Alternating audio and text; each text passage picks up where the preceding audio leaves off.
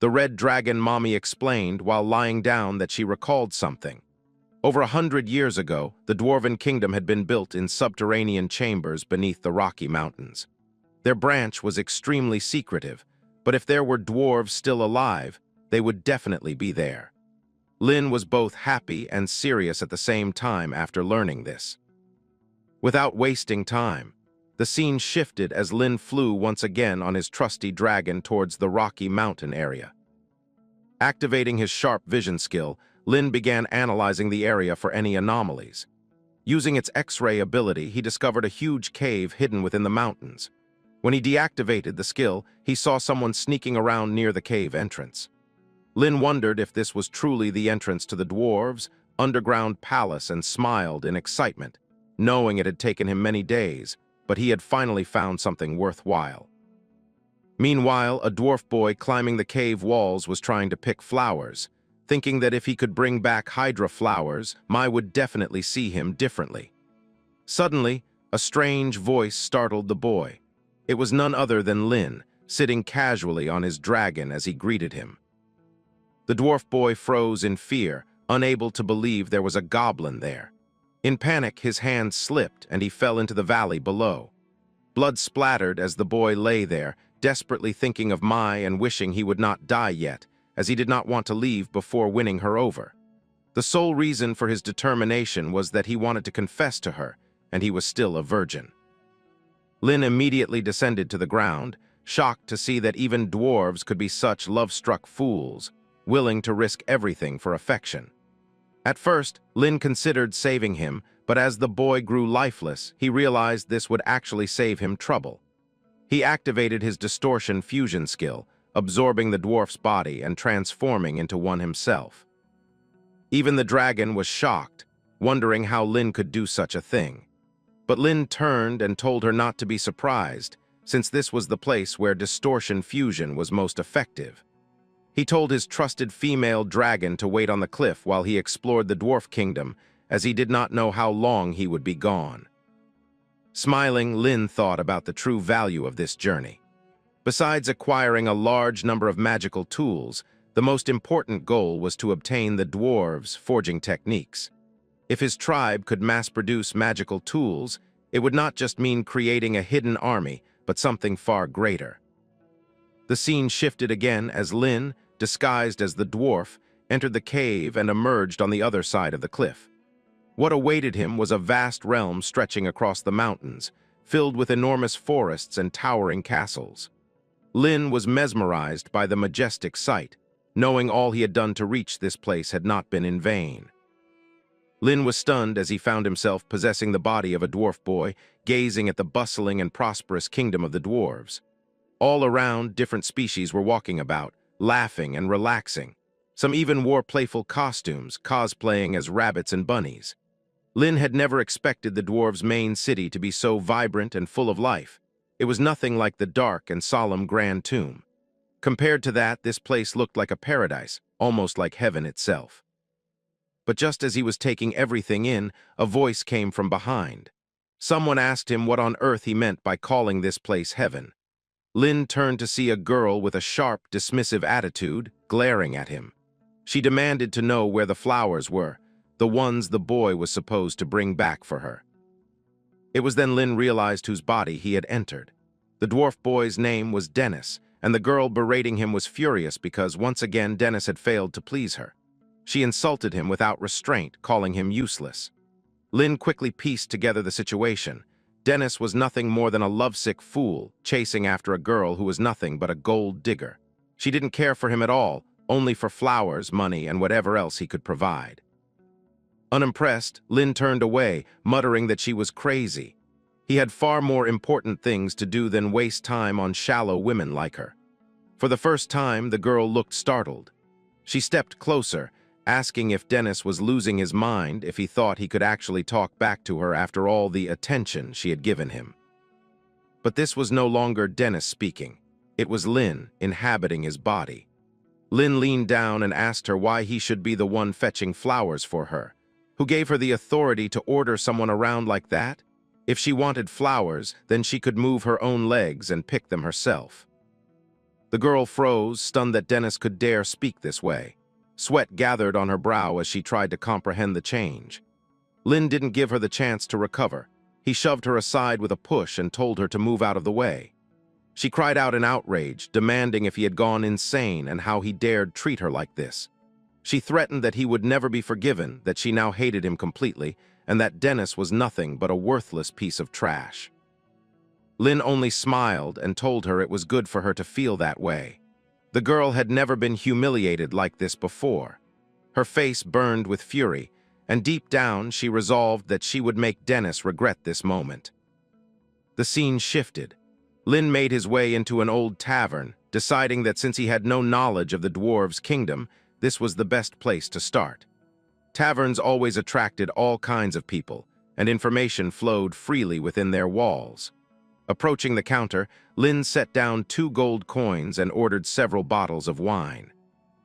As he turned, his eyes fell upon a beautiful woman sitting alone to his left. Lin picked up one of the bottles and walked toward her. With a casual smile, he asked if she would like to share a drink with him. The woman looked surprised at first, then gave a small, amused smile. She told him that while she didn't mind joining him, his attempt at flirting was rather clumsy. Lin only chuckled, pouring the wine as he admitted she had already seen through him. After drinking heavily, finishing 3 full rounds of wine, the lady was completely drunk. She began telling Lin that although his drinking capacity was a little lacking, he was clearly wealthy and far better off than the useless ones who only leech off the adventurers' guild. Lin was curious about what this guild was, but before he could even ask, the woman continued speaking.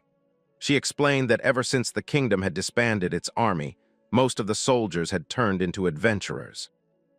Over the years, however, ghouls and monsters had grown rampant. Many people had become too accustomed to comfort, and only a few still had the courage or willingness to take real risks. Lin saw an opportunity in her words and smiled, agreeing with her. He said that if someone could solve this problem, it would truly be a great thing. The woman laughed out loud in her drunken state, telling him that if anyone managed to defeat the ghouls, that person would become nothing less than the hero of the dwarves. She added that such a hero could go directly to see the king. Lin realized then that this hero role was genuine.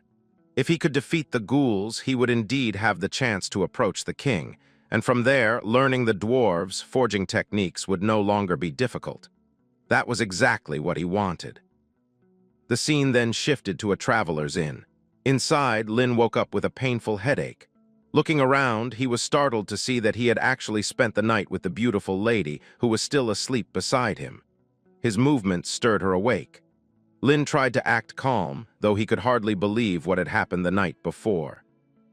The woman asked if she had drunk too much and forgotten what they had done.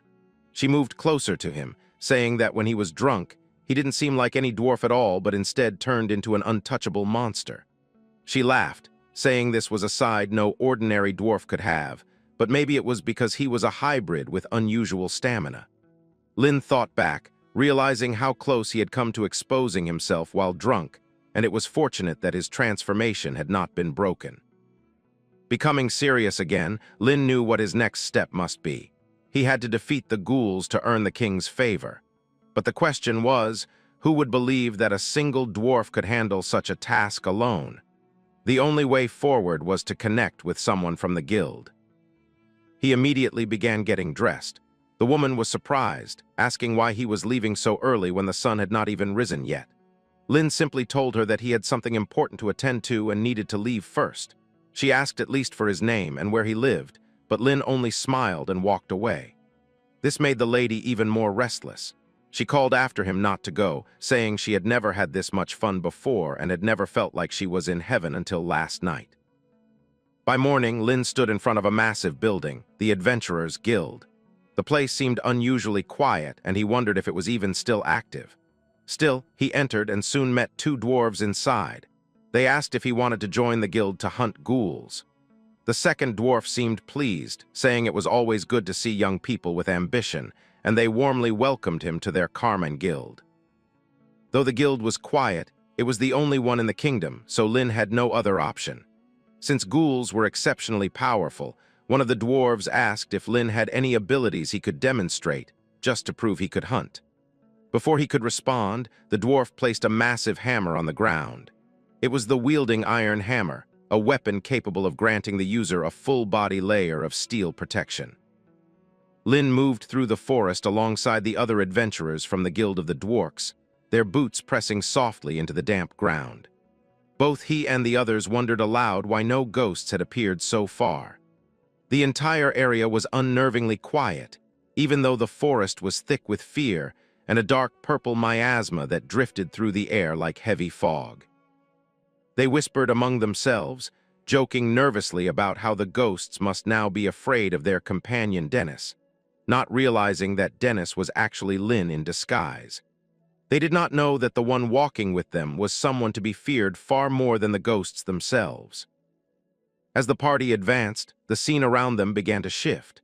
After some time, shapes flickered in the gloom and 3 ghosts appeared ahead of them, while several more crept behind in the shadows. Yet as soon as the spirits caught sight of Lin in the form of Dennis, they froze. A wide red aura radiated from him, thick and sharp, his killing intent plain in the air. Even an inch closer and the ghosts sensed they would be cut down instantly. The moment they realized the threat before them, the ghouls turned and fled, running back into the deeper parts of the forest from which they had emerged. The adventurers stared, confused by the sight. They whispered among themselves, wondering what had just happened. To them it looked as though the ghosts were mocking them, but Lin understood the truth.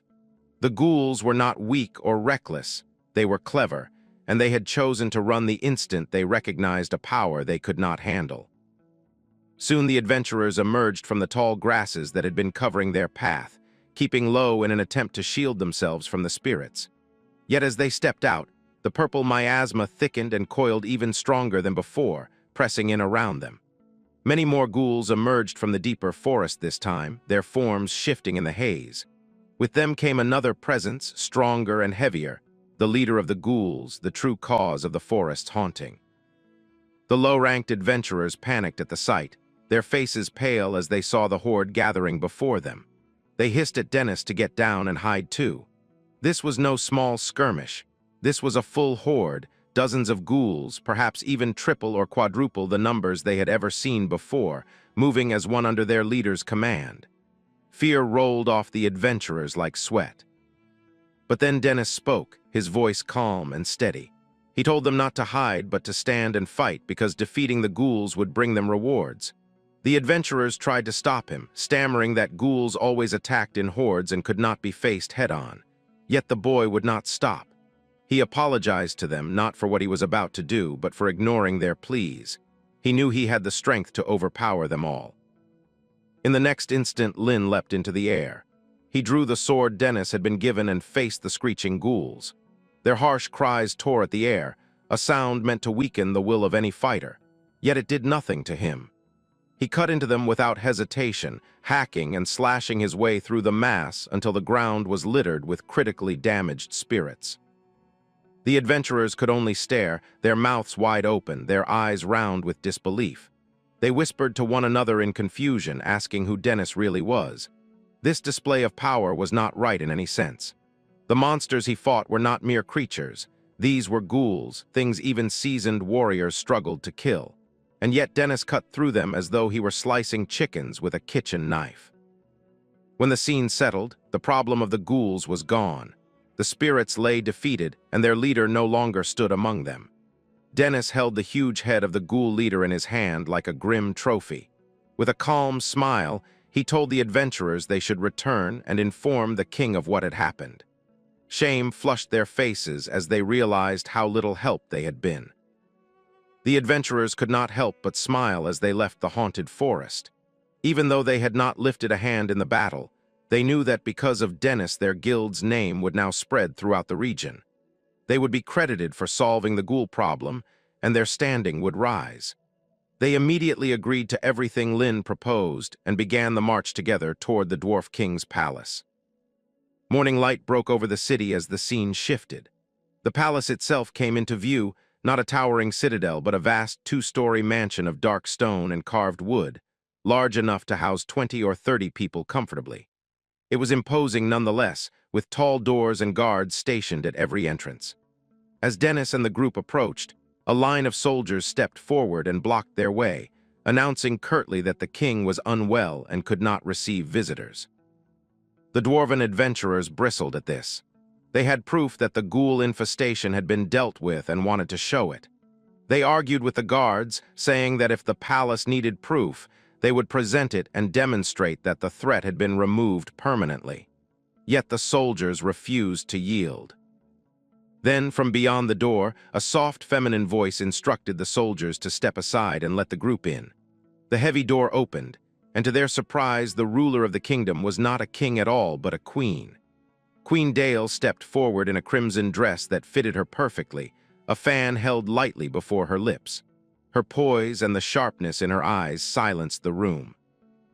The adventurers bowed low to Her Majesty and began to explain that the young man before her, Dennis, had wiped out the ghouls threatening the forest and the kingdom. As soon as she heard the name Dennis, the queen's eyes widened slightly. Behind her fan, she hid a small, knowing smile. It was clear she recognized the name or the person and that she sensed an extraordinary presence about him. Dennis did not look or feel like any other dwarf she had met. His aura was entirely different.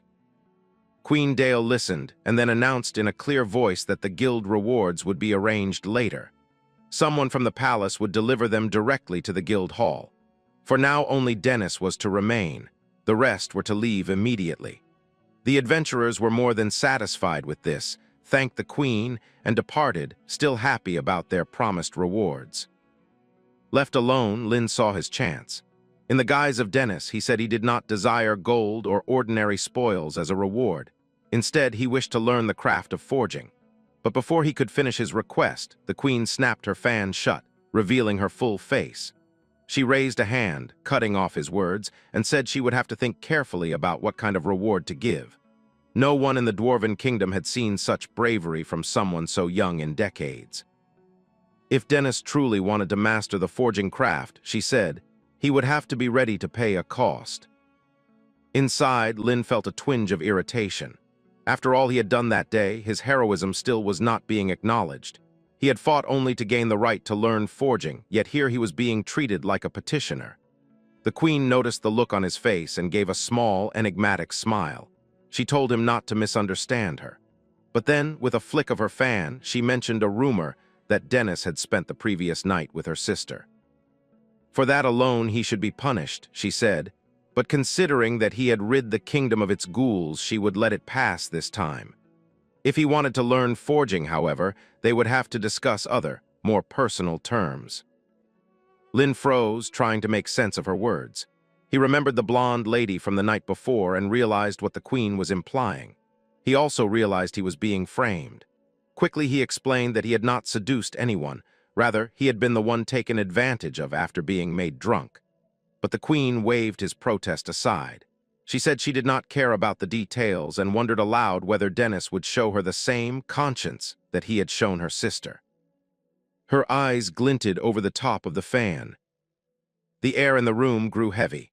Lin understood that the conversation was no longer about rewards or forging alone. The queen was setting her own conditions, and there seemed to be no easy way out of them. Queen Dale was serious as she started approaching Lin with some inappropriate thoughts, immediately grabbing the boy's hand and pressing it between her soft melons, which are indeed huge. But you all should enjoy the flowers instead and hype the video if you are liking it. Meanwhile, Lin was still maintaining his transformation as Dennis, realizing that the queen was serious and wanted to do some pleasant workouts with him. The queen continued to flirt with Dennis while his hands were in heaven, wondering if he could not just touch her heart and see whether she was truly serious. But deep inside, Lin knew that they had only just met and that it was quite forward for a queen to act like this.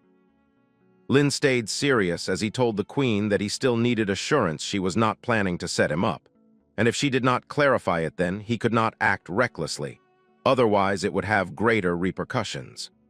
The queen simply smiled, explaining to Lin that even if he wanted to, he could not act recklessly toward her because she was the queen of the kingdom. Of course, the lady did not know who Dennis actually was or what kind of monster he could become once he transformed back, but for now things continued. Queen Dale told Dennis that she did not care and just wanted a good experience, because the king of the throne was about to die in the Darwin Kingdom, and she was going to be the new queen soon. She wanted to find a handsome boy to be her king, and according to her, there was no problem with that. As Dennis was quite muscular, and according to her sister, packed a punch down there too, there was no problem with anything. Continuing, the queen also told Dennis that the king had lost his stamina before even getting old because he had been reckless and messed around every day when he was young and had not trained, so his stamina vanished. All this conversation resulted in the final fact that the queen wanted to have fun, and if Dennis wanted to increase his forging skills with the Darwin equipment, then he would have to listen to the lady. Finally, Lin agreed, and a system notification popped up that his health had been increased by 240, along with power increased by 100 and defense by 102. As Lin was still pushing through and the lady was enjoying the moment, Lin asked her if now she was willing to teach him the forging craft of equipment because she had been satisfied multiple times. But suddenly, while they were continuing their workout, a soldier came running inside the queen's room without knocking first and announced that the king was now in bad shape, and they thought that he had deceased. Before the soldier could even finish the sentence, he was completely flabbergasted, face full of red, wondering what had happened. But the soldier knew his place, and that he could not just ask the queen what had happened. He stayed flustered while he knelt in front of the queen, asking her to go and take a look because the king was not well. Queen Dale immediately got up in her translucent dress while she smiled devilishly, realizing that the day was truly a double blessing for her because she had two great events non-stop. Meanwhile, Dennis got back and started dressing himself, telling the queen that he would head back to the guild first and come to find her later. But the queen stopped him, telling the boy that he had to come with her as the palace would be his home from now on, and he would be the new king while Queen Dale was the new queen of the kingdom. Lin wondered how he could become the king when he still had many things to do. As the scene shifted, many attendants came inside the king's room while the queen was also present. The king was nothing but a frail old man who had no life left, and it looked like he had been lifeless for quite a while. Lin immediately looked at the king and realized that the old man must have been lifeless for a long time and was just being kept in the bed as a figurehead. As the queen realized she had been exposed, she told Dennis not to look at her like that or else she was going to do something more exciting. She started explaining that Queen Dale was not the king's first wife, and he had only forced her to marry him 10 years ago when he was already old and already unable to rise again and walk properly. So his death was quite imminent. That was the reason why the queen was so anxious to find someone powerful to be her king instead. The queen immediately told Lin that she had to take care of the coronation ceremony in the next couple of days, and until then the boy should be free to explore the palace as much as he liked. Lin formally agreed to the queen, and hearing that, the lady hushed him, telling him that he did not have to call Queen Dale as queen anymore and instead call her his darling with compassion. Even Lin decided to reluctantly go along with the queen for the sake of the magic tool, calling the queen his darling. A few days later, we come to know that Lin was standing in front of a huge treasury door. We come to know that after 2 days of soft and hard persuasion, day and night, the hard work of relentless nights finally paid off, and Lin got the key to the magic tool storage from Queen Dale. Even when the dwarves had not forged any magical tools for decades, they should still have some stock left for emergencies. According to what the queen had told Lin, he got near the lock and started twisting the key, which took 2.5 turns to the left and then 2.5 turns to the right. After that, the final 2 turns to the left, and it was open. But before it was completely debarred, Lin would have to sing some folk songs and perform some ancient dances. Finally, after it was done, a crimson eye opened in the middle of the treasury door, and it started opening with a creaking noise. As soon as the gate opened, Lin, in the form of Dennis, had utter shock on his face because the whole place was completely empty. It was then that the boy realized that the treasury had nothing because probably the lazy king from before had been living off the past for years, and sold all the magical tools because he just wanted to have fun. There was no wonder that everyone was living so comfortably, because the money was never an issue due to the high-level equipment. But suddenly, as Lin started looking around, he saw a storage box where multiple dwarvian armors and equipment were kept. Lin wondered what the equipment were and started scanning. One equipment was a light green armor, which looked old and dusty, and as the system notification told Lin, he came to know that it was a life armor that survived by absorbing the host's blood. It possessed extremely strong defense and a protective awareness capable of autonomously detecting enemy attacks and activating defenses. Along with that, the equipment also included the cursed blade, which was forged from the spine of a demon dragon. The wielder's obsession increased its power, making the blade even stronger and more terrifying, and more power could be unleashed due to the user's obsession. Along with that, the last equipment was a pendant which was the eye of the dark spawn that comes from creatures of unknown origins, and after their death they are taken by the dwarves. It can use magical forging abilities to create an eye that can see all things, but it also had a controlling nature, and Lin should be careful to not get controlled by it. Lin started looking at the armor, wondering if this was the true power of the dwarves. It was not about forging weapons anymore and felt more like creating life itself, which was sentient. Lin wondered how the armor would behave after getting some fresh blood so that it could work. Lin bit his tongue and dropped a few pieces of blood onto the armor, and as soon as it happened, the armor started acting vigorously as if it attacked Lin, but in reality it was being absorbed by the boy, and he was getting insanely powerful by it, slowly but surely. Lin was absorbing the armor, and he came to know that this armor had 3 forms, one of which had a humanoid look, the second one was bulkier, and the third one was the sturdiest of all, which consumed the most blood. After Lin deactivated the armor, it started getting sucked inside a pendant which was handy and emanating a green color which suited the goblin leader. It was a crystal-like thing, and Lin took it out in his hand, looking at it and wondering how high the defense level of the armor actually was. Now it was the turn for the demon sword blade. As soon as Lin took it in his hand, before he could even lift it, he started feeling the sense of oppression coming from the sword. He decided not to use it himself, and instead give it to Alice when he got back to his goblin army. After the things were finished, Lin realized that it was a pity there were only 3 of these items in the entire magic tool storage, and he could only have the group of now lazy dwarves restart the furnace and forge magic tools properly under him. If they could produce at least 20 items a day, then it would take an additional 2 months to meet the requirement. Lin realized that he would have to stay for a while longer and enjoy his stay in the new dwarvian kingdom where he was the king, and had a beautiful queen who took care of him day and night. The scene shifts to the coronation ceremony, where we see that finally Dale was announced as a queen, and Dennis was her new king. A huge carriage with golden horses was going along the dwarvian kingdom, while each and every dwarf was looking at it from the sides as it was protected by many soldiers. All the dwarven females were wondering if what the queen's sister told them was true, and if the handsome guy who was riding with Queen Dale was the most manly in the whole city, having ultimate stamina, which could satisfy anyone.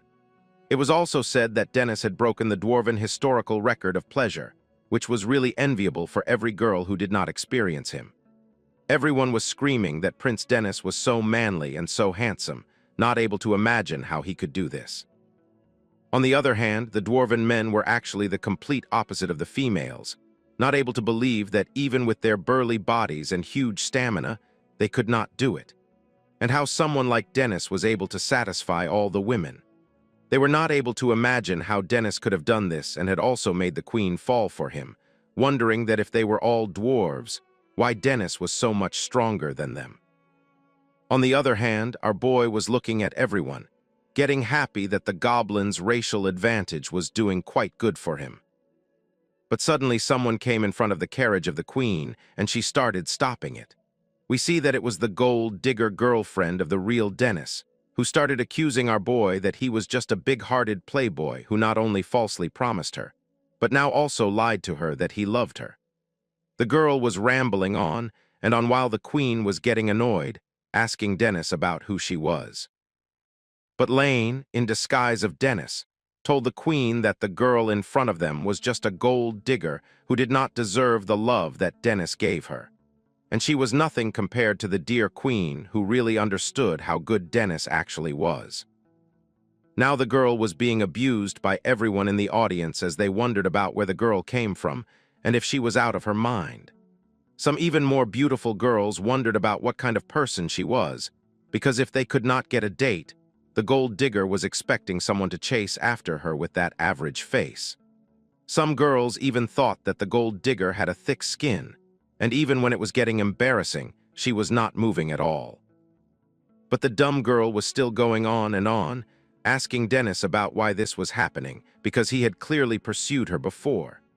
So she wondered about why Dennis had not told her about how amazing he really was, even when she did not let him touch her at all. The gold digger was rambling on and on that she was being betrayed, and even after she had taken the initiative to win Dennis back, the boy was full of attitude and having unrealistic expectations from her. But still, the girl wondered about what the boy wanted so that he could come back. Dennis smiled devilishly while telling the girl that since she had the courage to stop the queen's carriage, he could not forgive her. But if she would let the whole city witness her sincerity by kneeling down and using the most moving way to express her love for Dennis, then maybe Dennis could think about it. The gold digger was shocked, wondering about why Dennis was treating her like that, asking him if he really wanted the girl to do something like this in front of the public. But deep inside, the girl was still thinking about her benefit, remembering that Dennis was the guy who was now the dwarvian hero as he killed the ghoul. And he was also the manliest man in the whole city, and if agreeing to his request would allow the girl to pursue him again, she would happily be able to do it, knowing the benefits. The girl clenched her fists, knowing that this would be impossible for her to do, but still, she gritted her teeth and dropped down onto the ground in front of the queen's carriage, calling Dennis her master and getting ready to do anything that he desires. Meanwhile, all the audience, along with the queen, were looking at her, not able to believe how thick-skinned the gold digger girl actually was, not able to believe that she really got down to her knees. The girl was listening to everything, but still, even when she wanted to answer them, she did nothing, thinking that as long as she could serve the manliest man, Dennis, then who laughs and who doesn't was not a concern to her at all.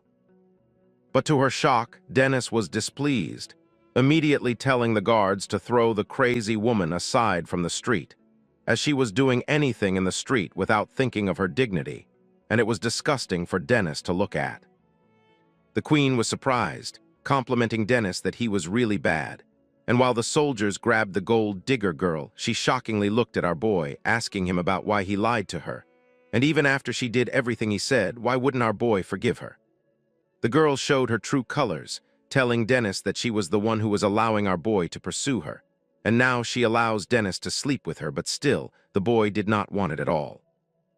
The soldiers immediately grabbed her away, and Dennis turned around, telling the gold digger that someone like her, who could do such things in public, was not worthy of being associated with him. The gold digger was broken, wondering about how the boy who was in the palm of her hands was gone in an instant after finding a better girl. She wondered about when Dennis's mouth became sharp like this, and since when he had been so cunning. We come to know that after the celebration parade, the whole city entered into the endless drinking and merrymaking for the queen's marriage. And inside the large dwarf castle, many guests had been invited for celebrating the queen's marriage along with the queen's coronation. In the meeting, Dennis was standing in front of pretty women, saying hello to everyone, and telling them that it was truly an honor for him to witness the beauty of so many stunning ladies. We come to know that Lin was talking to 3 ladies. One of them was skilled in creating world-class magical eyes named Duchess Jamila, along with an important royal member named Vinny, and an important dwarven member called Empress Lin. Jamila told the queen that she really knew how to pick men, as the last one gave her the throne, and the new one had a sweet tongue and a lot of stamina that women want. Empress Lin came closer to the queen, asking her if what she heard was really true, and if everything was really that amazing. The queen explained that, after being stifled for 10 years, The god had finally shown themselves to her in the form of Dennis, and the queen even suspected if our boy was actually the embodiment of Zeus to have so much lightning stamina.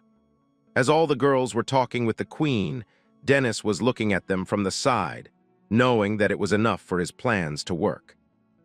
Pouring some wine into his hands, he started thinking that the queen had just taken over the kingdom and is weak in power compared to the king. And if she wants to restart the Apollo furnace that has not been seen for decades and recreate the magical tools, she is definitely going to face a lot of opposition. Lin knew that he would have to actually find an opportunity to help the queen consolidate her power, and it would take a bit of time. The scene shifts again to the queen's chamber, where we see the room was actually empty.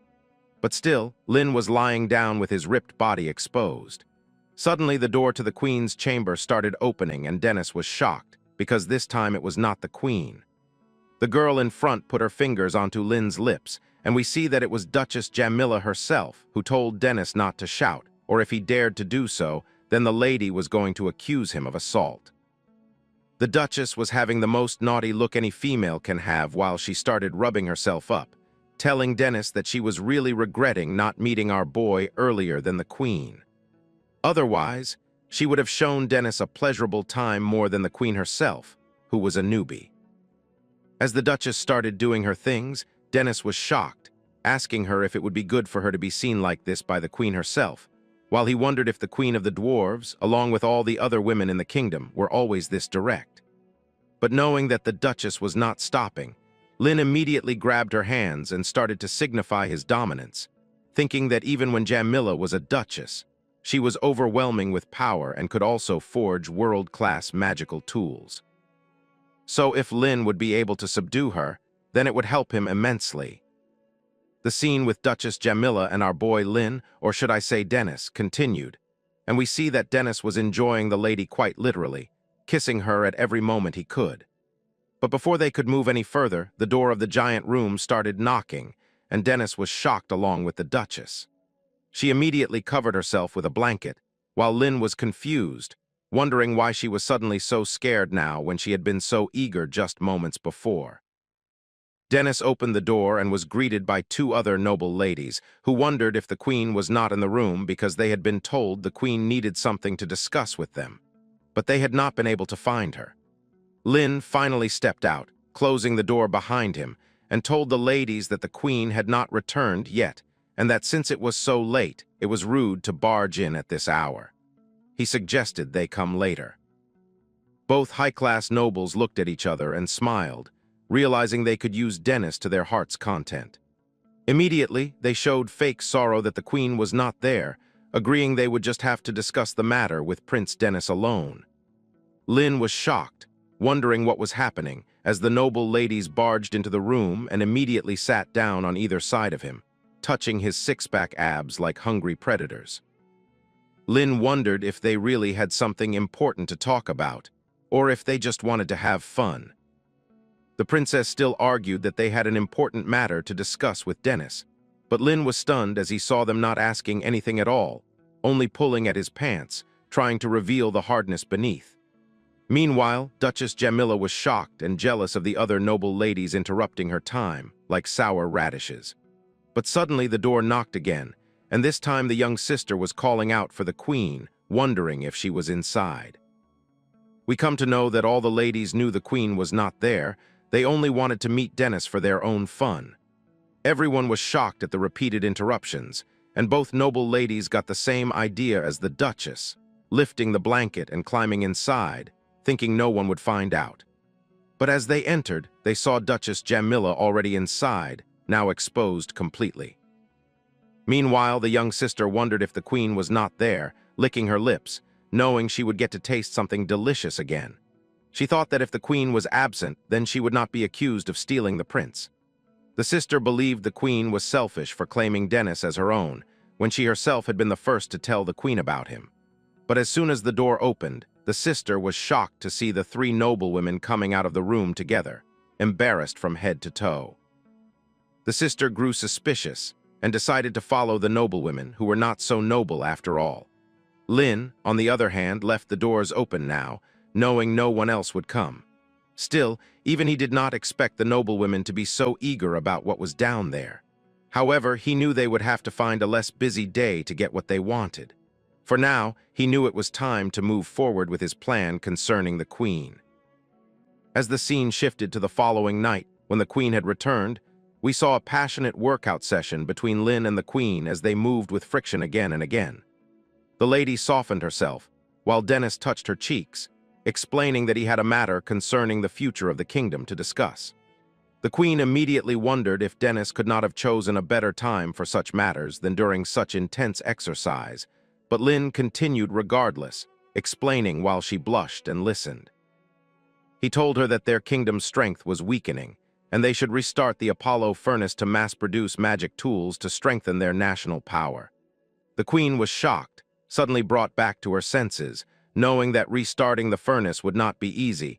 It had been sealed for many years. Moreover, forging magic tools was not simple. The process required magical resources, enchanting, and the blessings of noble deities for success. The queen knew that for mass production, they would need to mobilize the entire nation. But since nobles and commoners had lived comfortably for so long, they had grown lazy and unwilling to work. She also knew that, as a newly seated queen, she could not issue such a big order. Otherwise, she feared she would lose the people's support. Dennis then spoke again as the queen calmed down. He explained that he had a method regarding the common people. He knew all the dwarves in the kingdom were addicted to alcohol, so they could be promised a daily quota of free, high-quality wine if they participated in the forging. For the sake of such wine, they would gladly put in effort, since it would cost them nothing. Dennis moved behind the queen, massaging her as he explained that this method not only showed her concern for the people, but would also help her establish her own prestige, which was a good thing. Lin knew that, as for the nobles, the queen could leave them to him, because he could handle all of them with his intense workouts. The queen enjoyed every movement, surprised that her new Prince Dennis cared so much for her while giving her such pleasure again and again. In the end, she could not control herself any longer, immediately pouncing onto Dennis, telling him he seemed even more captivating after she learned how much he truly cared for her.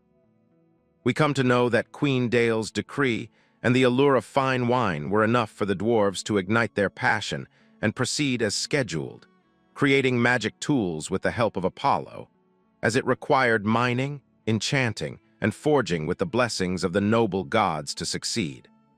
The forging methods of various magical tools were still clear in the minds of the dwarves even when they were drunk. To master the dwarf forging techniques, Lin was actually going into the mines himself actively, and knowing this fact, all the females also gathered in the mines. Even the boy never thought that he would have this much trouble working, but for the plan, he could only endure and keep working. As the scene shifts, we come inside the castle. There, both our boy Dennis and the queen were eating together, where the queen was actually complimenting her boy because she did not expect Dennis to be so outstanding, even mining the minerals personally. With the boy's example, the skilled craftsmen would surely follow suit, thinking that it was an insult to them that a newcomer was working so diligently. But Dennis was sure and told the queen that this was something he must do so that he could learn it. Suddenly, the boy grabbed the queen's hand calmly, telling her that since it was the first day of mining, and even though the royal family was covering all the drinks in the city tonight, just to be safe, Lin thought that he would go on a tour to reassure and encourage everyone so that they wouldn't complain. Lin also knew that if he went there, it would help avoid affecting the progress of the magical tool forging. But Dale was concerned, realizing that it was too late and something could go wrong. She wondered what Lin could do if he encountered danger, but the boy just smiled at her concern, telling the queen that if he was the one who had made short work of ghouls, who else could possibly hurt him? As the scene shifts, we see that Lin was near a bar. After talking to all the dwarves, he decided to be on his way, telling everyone to drink up as much as they wanted, but to be sure to work hard because they would have to live the good life they desired after honestly working. The dwarves were all happy, thanking Dennis because of him they now had endless work and never-ending fine wine. They assured our boy that with the drink and the work, they would definitely do their best. Even Lin realized that the fine wine strategy was effective, and he could finally set his worried heart at ease. But just then, Lin noticed another bar, the last for the night tour. But he saw that it was a completely wrecked one with spider webs all around, wondering if many people came there usually since the place was so remote. As he had been tired all day, he thought that it was just right to have a drink and take a breather. So he opened the door, and as soon as it opened, a female voice with a pleasing tone welcomed Lin to Peggy's tavern. She asked our boy if he would like a glass of rum or brandy. But now that Lin had finally entered the tavern, something felt off because it was filled with only females. He knew that previously the taverns were mostly filled with men, and even though male and female dwarves were known for their love of alcohol, the boy knew there shouldn't be a lack of women elsewhere. Now Lin realized where all those women had gone, knowing that the whole female population was concentrated in this bar. Lin knew that he would have to go, so he immediately turned around and tried opening the door, but he saw that it was closed and locked. Lin screamed, asking the ladies why they had locked it. The females immediately grabbed Lin and asked if he was tired from work and wanted some water because he looked thirsty. They grabbed the boy, got a chair, and made him sit while the whole audience of females watched him. The bartender, Peggy, grabbed a huge bottle and came toward Lin, telling him to try the oolong tea they had on offer because it was really, really delicious. The females started pouring the tea into a glass, telling the boy to try it because he would definitely like it. The bartender was laughing, and Lin did not know what to do. But as Lin chugged the whole tea down, many females were happy that he did it in one go, praising even this small thing about our boy. After he drank, the ladies started smiling devilishly, and we see that Lin suddenly let out all the heat from his body, turning into a flamethrower, while all the females wondered what was going on. Lin was feeling all hot and sweaty, wondering what was happening inside his body because it was not normal urges. As Lin finally looked at the bottle, he realized that it was a stamina-increasing tonic, keeping him standing all day with 92% concentration and only 8% wine. After that, the boy knew that he was in big trouble because now all the females were looking at his long-lasting stamina while licking their lips, knowing that they would enjoy everything that was going to happen. After Lin became completely unconscious due to the effect of the drink, he slowly opened his eyes after a few hours. As soon as he woke up, he wondered what was going on because he woke up on a bed full of women, somehow still dressed after they had done all the workout they could muster. All the females were satisfied from the sweat and pleasure that the workout gave them, sleeping along with Dennis so that he wouldn't feel bad. The boy immediately got up and dressed himself while his legs were shaking because it was leg day. We come to know that Lin trained with 20 women, and now he was afraid that he might end up killing himself playing this stamina game. Even though he thought it would be a piece of cake, it was not, and it took a toll on his body. As the scene shifts, we come to the Queen's chamber once again. The Queen was actually really sad because it was all her fault for not stopping the boy from going out last night. In that sense, the Queen was the one who had harmed the boy and not anyone else. We see that Lin was completely crippled and looked like dried grapes while he told the Queen that he felt like he couldn't go on anymore. But the Queen was crying, telling him that he would have to hold on and not leave her because she still wanted to enjoy a lot with him. After listening to that, Dennis was completely unconscious, and his soul almost left his body but was grabbed back. As the scene shifts, time passes, half a month later, and we see that it was now that Lin could finally get out of bed after all this. We see that Lin had actually time-traveled into his future body because he couldn't wait for 6 months. It was the first time for Lin being so miserable that he almost died. He decided to simply simulate the life directly, quickly take the magic tools, and leave this damned place. But as he opened the simulation system, he realized something and slammed his fist, knowing that he had almost forgotten there was one most important thing to take care of. As the scene shifts, we come to the main forge, which was used by the dwarves to create magical weapons, and it was running at full capacity. We see that Dennis was overseeing all the matters as he stood in front of an anvil where a weapon was being forged by a giant hammer. It was being done by the chief forging master named Bill, who told Prince Dennis that he looked much better, and now that he was well, it had really boosted the morale of the dwarves as everyone was working twice as hard. Lin, though disguised as Dennis, bowed down in front of Master Bill, telling him that he was really satisfied with the progress they were making. But this time, Lin told the master that he would like the chief to personally take action and craft for him a special magic tool for specific circumstances.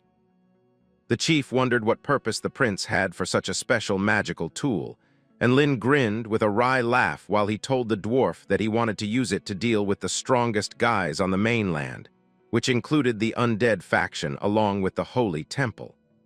These two factions had always been difficult to deal with, and that was also known by Chief Bill. He wondered how the prince actually had the courage to confront them directly, even at such a young age, and even when the strongest on this continent were the dwarves, but they were secretly hidden, while in the mainland, the Holy Temple and the undead were dominating. Dennis's idea of defeating them was not wrong, and it was indeed necessary to prepare a special weapon to face such strong factions. Master Bill told Dennis not to worry and promised that he would give him a satisfying magical tool capable of doing his work. Hearing that, Dennis somehow hid his smile and just bowed down in front of the craftsman, leaving it all to the master of the craft. As the scene shifts, we come to the treasure vault once again, where we see Dennis smiling smugly, realizing that the most important part of the plan was in place. So now all he had to do was ensure that everything was foolproof and nothing would go sideways. He immediately called out to the system, telling it to start simulation life, and the system finally activated the simulation life system for the current storyline of the Dwarvian Kingdom. It told Lin that he had endured countless hardships and successfully arrived at the Dwarvian Kingdom. Lin had also become a popular figure among women, favored by the queen and women across the country. However, due to his overwhelming charm, Lin was crazily besieged by women, nearly exhausting his energy to death in the tavern. To save his life, he would have to stay determined and keep staying in the palace to study the art of forging with Duchess Jamila. As time went by, the production of magical tools in the first month reached an astounding 700 pieces, but in the second month, the female dwarves went on strike as they demanded that Lin share their hardships because not a single one of their husbands was coming home. They were just drinking and working in the mines. For that, Lin would have to compensate and offer himself for their satisfaction. The simulation gave Lin 3 options. The first was to agree with the females and share all those workout plans, which would give him a score of 100. The second option was to avoid it because Lin already knew how bad it could become if they worked out too much, which would give a score of +10. The third option was to just act freely as Lin wanted, which would give 30 points. Lin was now nervous, wondering what he should choose, because the first option was so deadly that he was afraid the females would drain him dry, leading to certain death. Even though choosing option 2 was safe, the females would definitely go on strike, and the progress of magic tool manufacturing would be ruined. Lin knew he could only gamble once, so he chose the third option. As the scene again turned into the simulation, we see that Lin tried to act freely and hired some miners and maids, but still, he underestimated the dwarves' tricks and almost lost his life. To avoid getting drunk at night, Lin started to rely on a large amount of hangover remedies to escape its clutches. After 3 months of wits and battles, Lin finally obtained 50 pieces of world-class magic tools, 1,000 pieces in total, including 700 pieces of Tier 10 magic tools and 250 of Tier 1.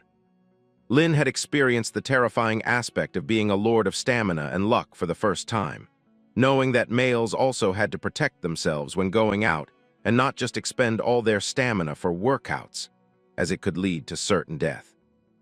The summary score of the system was 50 points out of 100 and a reward of 50 life points. Finally, Lin had made it to the end, and he decided to escape this hell. 3 months later, we see that Lin had time-traveled through the portal and got out into the future, looking at the warehouse where he had a room full of magical tools and armor. Lin was so proud of himself because he had used the power of national mobilization, which was indeed astounding. And fortunately, Even when he thought he might resort to violent means, he didn't have to, as the dwarves were serving him willingly and even increasing their efficiency to the max. Even though there were very few legendary magical tools, producing over 1,000 high-level magic tools in such a short time was far beyond Lin's expectations in every aspect. As Lin was walking around looking at the magical tools, he noticed 2 rings glowing in completely different colors, one red and one blue. He realized they were space magic rings and wondered how such precious items were in his possession. But as he looked closer, he realized they were just copies, probably replicated by some dwarf craftsman. He decided to try out the effect of the red space magic ring first, and as he wore it and punched it into the air, a fiery whirlwind came out of the ring, which didn't even require any magic effort from Lin at all. He realized the effect was simply perfect, and after the ripple effect subsided, the ring also worked as an inventory. Lin was still thinking about how to get the magic tools out of the Dwarvian kingdom, but now with the space rings, he could finally execute his plan. He decided to leave the treasure vault because it was time to find Master Craftsman Bill. Lin wondered how the Master's surprise for him was coming along.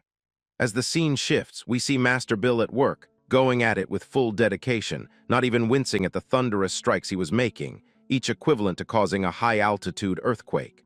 The hammer kept swinging, and every other dwarf was amazed by his determination. As Lin arrived, he sensed a strong sense of oppression. Meanwhile, the other dwarves started whispering to each other about how Master Bill was able to forge a half-moon-level magic tool from incomplete forging blueprints, and about how they needed only the final quenching. One of the dwarves wondered if the Master was going to use the extract of dwarven blood so that it could quench even better. Everyone watched as the Master took out the spear weapon he made and dropped it into a vicious-looking liquid. It was so potent that lightning was sent down from the heavens and struck straight onto the spear. It was so magnificent that the Master held it in his hands, and all the other dwarves knelt down in front of the magnificent lightning spear, while Lin realized that this powerful force belonged to a weapon that was called the Half-Moon Grade Magic Tool. After the thundering was complete, Forging Master Bill told Dennis that this magic tool was specifically forged for him, as it was the Spear of Zeus. And even when it didn't compare to the original, it was more than sufficient. Bill explained that the Zeus spear not only counters the undead race, but also goes hand in hand with the holy system, making it the optimal choice since they don't counter each other. But the only caveat was that it consumed a tremendous amount of stamina, and only someone as vigorous and energetic as Dennis could wield it effectively.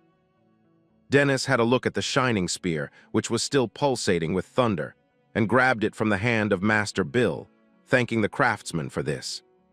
He told the man that he'd be going right now, but Bill immediately stopped him, telling him that he should not rush off like this because the thunder spear was not yet his to claim and would not heed his summons at all. According to the forging master, Dennis would need to do just one more step until it obeyed him, which was none other than blood sacrifice and recognition.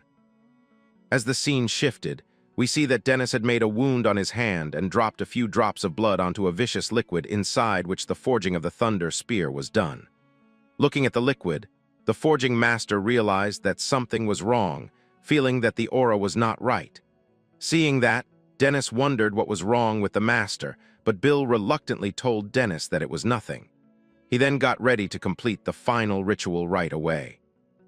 After all the rituals were done, Bill personally came to Dennis and told the boy that now the thunder spear of Zeus truly belonged to him, and no one else could wield its power, as they would only be devoured by it. The master hoped that it really terrified the enemy that Dennis had talked about, and the boy calmly smiled, telling the forging master that of course it could. Dennis definitely got a strange feeling that the forging master Bill was looking at him differently now. But anyway, he decided to take the magic tool to deal with the holy temple and the army of undead, so he needed to leave as soon as possible. As the scene shifted to the night, we see that Queen Dale screamed inside her castle, not able to believe that Dennis was gone. A servant came up to the queen with a letter, informing her that they had only found the letter the boy had left for her. Dale quickly grabbed it, opened it, and read it in full shock. The letter said that Dennis had embarked on a journey to forge a future for the dwarven people, as he could not rest content with every other faction suppressing them. He wished to become the dwarven people's hope, so Dennis was going to do everything he could for the dwarven glory to shine again. The letter told Dale to wait for the day the boy would return and that there was no need to search. As the scene shifted, we see that Dennis was actually running through the rocks with a huge overcoat all over his body which was hiding him. Just outside the cave was the outside world. Dennis was really happy, still in his disguised form, that he could finally leave that place. But just then, something stopped Dennis in his tracks. It was a giant man with enchanted armor and weapons, which Dennis looked at with great surprise and anticipation. We see that it was the forging master Bill, who first tried to call out to Prince Dennis, but then asked his name exactly, holding a giant hammer in his hand, glowing with dwarvian magic. At first, Dennis pretended, asking Master Bill what he was doing and why he was there, but Master Bill didn't waste a single second telling Dennis to stop pretending. When Dennis bled during the sacrifice ritual, the forging master had smelled a powerful cold and evil aura from the blood, which signified that Dennis was not a dwarf at all. Instead, it was the scent of a race that rivaled theirs, a goblin. Hearing that, Dennis no longer kept a happy face and turned serious. As Master Bill looked at the spatial ring that Dennis wore, he immediately realized it was filled with the magical tools they had been making all this time. Unable to contain his anger, the master immediately ran toward Dennis, but the boy vanished in an instant. Before the old man could process what was happening, a huge kick came toward him, so deadly that it immediately made the giant dwarf crash into the ground several meters away. As this happened, someone put a foot down, radiating a great evil pressure. As the scene shifted, we see that it was none other than our boy Lin in his original form, finally showing his true colors to the forging master. He told him that they didn't have to fight and that Master Bill could return, as Lin really didn't want to kill him. We come to know that since Lin now had the Thunder Spear of Zeus, his overall strength was 2,800. Even the forging master was shocked to see that Lin was actually a real goblin, a high-ranking demon species at that. He wondered why Lin went through all the trouble of coming to the Dwarf Kingdom and stealing so many magic tools, and how he dared to do so even when he knew he was wrong. But Lin told the truth straight to the forging master, that whatever he had said was true, and he was going to use all the magic items to oppose the army of undead and the Holy Temple. It was then that something clicked inside the forging master. He realized that Lin had made him forge such a weapon, one so superior in strength that it even surpassed the Dwarven Kingdom. The forging master realized and told Lin that he was an extraordinary high-tier, intelligent being with grand ambition, and still, he did not seem to have any malice toward the dwarves. He was just using them. But Master Bill said that since Lin had made full use of him, now, as the weapon craftsman, he would have to make some demands out of Lin too. The old man hoped that Lin would keep his promise that one day he would lead them back to the surface, and that they wouldn't have to hide anymore, because the old man believed that under the influence of Lin's infinite stamina, all the dwarven females could even serve him, and the males would come running over. Even then, Lin turned around, telling Master Bill that as long as he could understand his ambitions, it was good. And if in a few months they could meet again, then the old man was welcome to join Lin's empire with the dwarven clan. It was then that the old forging master realized that it had been so long since he and the others had gone out of the mainland. The outside world had changed so much, and even the goblins were planning to build their own city now. As the scene shifts, we see that time had passed, and finally, Lin had flown with the dragon once again to the forest which belonged to the Grand Tomb. After the time jump of 3 months, a large-scale cultivation had happened in the goblin tribe, and they now had 50,000 new low-tier goblins along with 1,000 high-level, large-breed goblins with hybrid powers.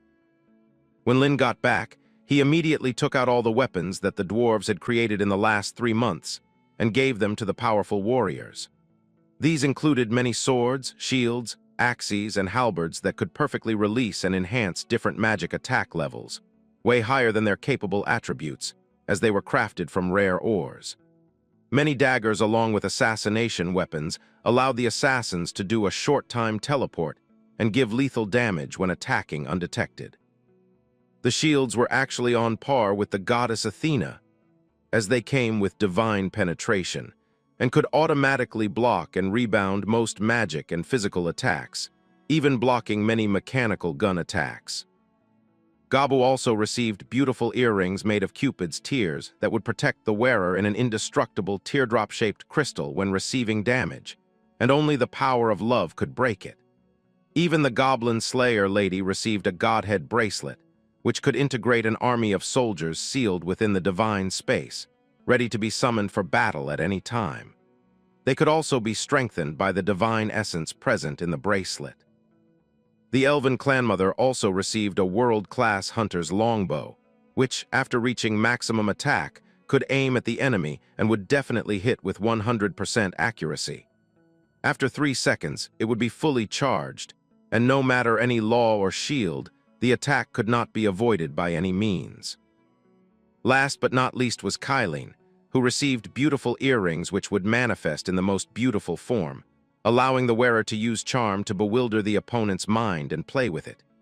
Everyone who received these overpowered items immediately thanked their boss, Lin, and assured him that they would follow him forever. But now it was the turn for the fallen angel Alice, as Lin gave her a peculiar-looking dark sword. When she heard about what it was, Lin gave the lady a mission to conquer the power within the sword, telling her that it was really important. We come to know that this sword was named the Ominous Blade, which had many souls of dragons and phantoms inside. If the wearer could conquer them, then she would transform into dark kin form, and all the attacks would carry a blood drain effect. But if the user could not control it, then the souls would corrupt the wearer. Looking at the ominous weapon, the fallen angel wondered if she should not get a holy-type weapon because her attribute was actually heavenly. But Lin started manipulating the lady once again, telling her that, as the weapon contained powerful demons within it, Alice would need to conquer them, because if they fell into others' hands and wreaked havoc in the world, it would be pretty bad. After explaining, Lin asked the lady if this was not a sacred mission, and the fallen angel agreed without any second thought, immediately grabbing the blade and absorbing the devilish aura that was spreading all around. This was so taxing on Alice that she was shocked for a moment and knelt down as she started having visions of a dangerous dragon-type monster trying to control the lady and have its way with her. As the scene shifted, we saw that the dragon wanted Alice to lose control as it started possessing the lady.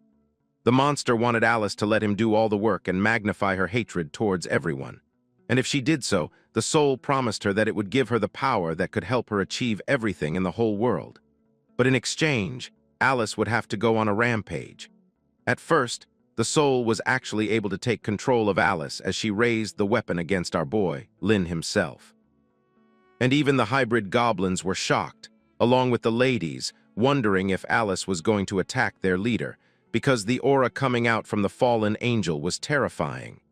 They didn't know what to do since Alice was clearly more powerful than them. But on the other hand, Lin was laughing to everyone's surprise. The boy was once again proven right when Alice came back to her senses for a moment, and the demon soul could not believe that someone was able to resist his control over an individual's body. Alice dared the demon soul to try and bewitch her, chanting the name of the great deity, wanting the powerful being to stay with her as she screamed its name, purging all the demonic power away. The souls could not believe that someone could resist their evilness, and finally, the ominous blade was in full control of the fallen angel Alice, who smiled before fainting, thinking that the gods were indeed helping her and that this was the right choice she had made. After the whole thing was done, Alice promised Lin that she would see through the entire process to the end without fail. Lin, knowing how manipulated the lady was, immediately grabbed her and told her that God was with her every step of the way. As Lin was kneeling down, Gabu came rushing in along with the Goblin Slayer lady, telling Lin that a while ago, the man-eating Griffon came to the Goblin tribe looking really ragged with one wing broken and was urgently looking for him. But as Lin wasn't in the tribe, he left. The Goblin Slayer lady continued that she originally wanted to ask the Griffon what was wrong, but the creature didn't say a word and insisted it was nothing. Lin knew that if it was the man-eating Griffon, it must be an important matter, so he decided to go and check it out. The scene shifted to the giant bird forest, where everyone was wailing and crying. Just then, Lin appeared behind them, telling them not to be scared because he was a friend. But as Lin looked around, he saw that all the bird soldiers were heavily injured. He wondered what had happened to them and how they had been hurt so badly, and where the man-eating Griffon Lord actually was. Then Lin heard a calm, feminine voice with a trembling tone. It was the Griffon Lord's wife, who said that her husband had fallen. Lin saw that the Griffon was heavily wounded and wondered what had happened, and how the Griffon Lord ended up like this. The female Griffon explained that it was the lords from the west and north of the Grand Tomb who had done this. One day, the wife saw that the Griffon Lord was severely injured, so he went to the Goblin tribe to ask for help. But as Lin wasn't there, he didn't ask anyone else from the tribe for fear that they would get hurt because of him. When the Griffon Lord returned, the northern and western lords brought their people, broke off his wings, roasted them, and ate them right in front of him, beating all the soldiers and even trying to do bad things to the female lord. The soldiers were barely holding them off, but it was getting hard for them. Now Lin was angry. He asked the lady why the lords of the Northwest wanted to attack them, and if they were not afraid of the Grand Tomb. The lady explained that it was because the Griffon had recommended Lin to the Grand Tomb, and that he had become the Great Lord, which made them angry and hold a grudge. Lin now understood the full story and told the lady not to worry, apologizing for getting her involved in such an undeserved disaster. Turning around and walking away from the camp, he told the lady that he took full responsibility for the entire tribe's injuries and just wanted her to wait for him.